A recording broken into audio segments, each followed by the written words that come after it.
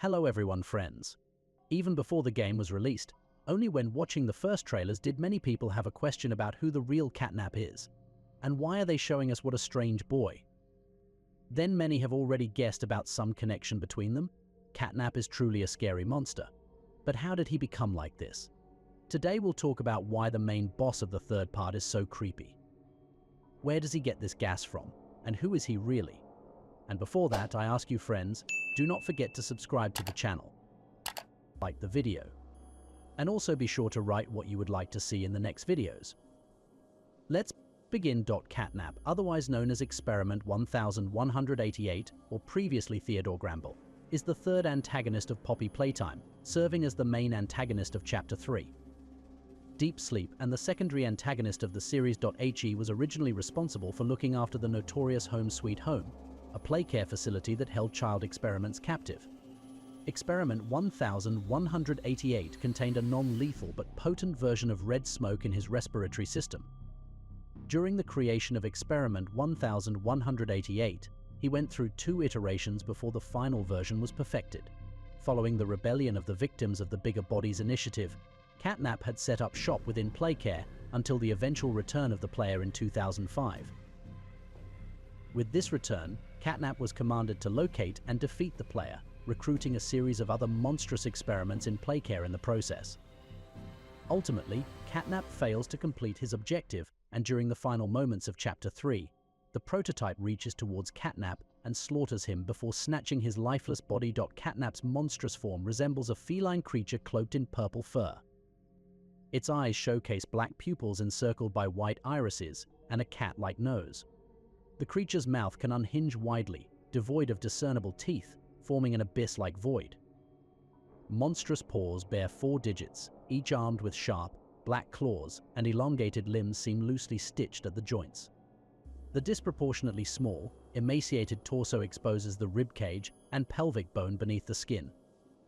Around its neck, a subtle melanoid black zipper runs, akin to a dull yellow crescent moon charm. According to information gathered from his info card, as well as the cross-department report, Catnap was originally stated to be docile, gentle, bashful, and highly impressionable. While eerie and unnerving at first glance, Catnap was in reality a rather calming presence who took his job of being Playcare's caretaker very seriously, as he always wanted to ensure his friends were getting the proper bed rest they need. He enjoyed watching them sleep soundly and could easily take care of the wants and needs of the children. The Bigger Bodies version of Catnap is fervently devoted to the prototype, tirelessly promoting worship and encouraging others to embrace the concept of the hour of joy. Those who dare to oppose the prototype, even toy mascots, are labeled as heretics and face dire consequences. From the time of his creation, Catnap firmly believes that his ultimate purpose is to serve and obey the enigmatic figure known as 1006, although the true nature of this objective remains shrouded in mystery. While exploring through the caverns, Catnap is depicted engaging in fervent prayer at a shrine devoted to the prototype. As the chapter reaches its conclusion, the prototype emerges and Catnap is shown kneeling, seemingly conveying his submission and loyalty to this figure of reverence. His devotion to 1006 is more likely an evolved version of the friendship between Theodore Gramble and the prototype. Theodore Gramble, an orphan living in Home Sweet Home, gained notoriety among the staff for his connection to an imaginary friend who seemed to encourage him to sabotage Playtime Co. In the Chapter 3 interactable ARG, Theodore's drawing depicted him in purple, sitting on his bed while a skeletal arm emerged from underneath. This drawing revealed that Theodore's imaginary companion was, in fact, the prototype. One day, Theodore received instructions from 1006 to open a maintenance door in Playcare using a leftover grab pack and a green grab pack hand. Following the prototype's guidance, Theodore attempted to open the door, potentially with 1006's intentions of allowing the orphans to escape. However, due to his young age and lack of understanding on how to operate the grab pack, Theodore ended up getting electrocuted by the green grab pack hand and needed immediate medical attention. 1006, seemingly having a change of heart, returned Theo to the scientists, consequently losing the chance to escape. Joel Sinclair and Thomas Clark, upon hearing about the incident, concluded in a phone conversation that Theodore's imaginary friend was responsible. They specifically mentioned that the maintenance door required 2 people to operate. Thomas himself claimed to have seen Theodore's imaginary friend. Despite Theodore's injury, the actions prompted by his imaginary friend continued, leading to Theodore becoming a potential candidate to possess the bigger body's version of Catnap.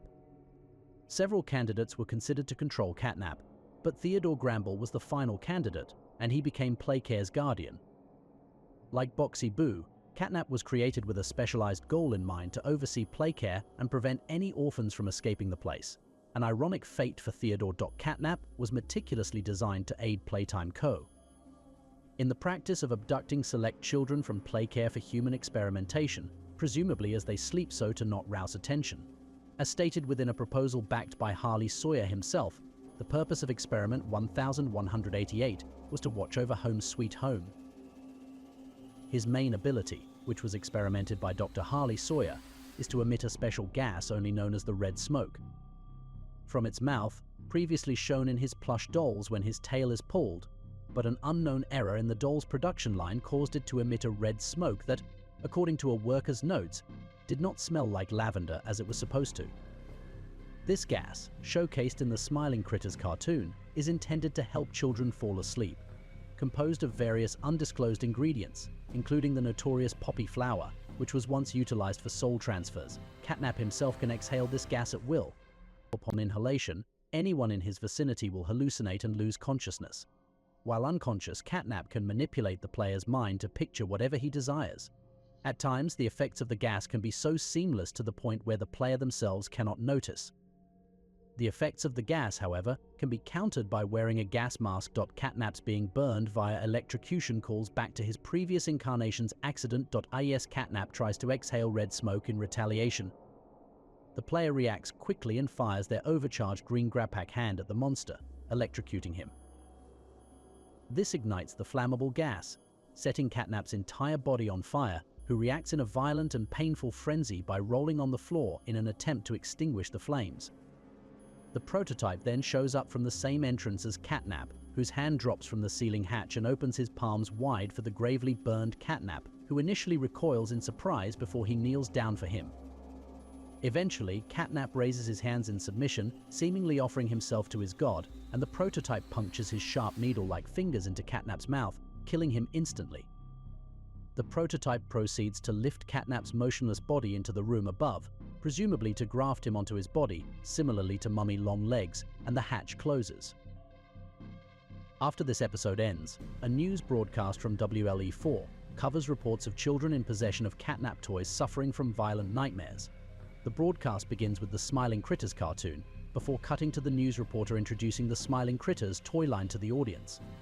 This is such a creepy Catnap story, and I'll leave it at that. Thanks for watching, friends. Don't forget to subscribe to the channel. Like and also write comments. Thank you for watching. Bye.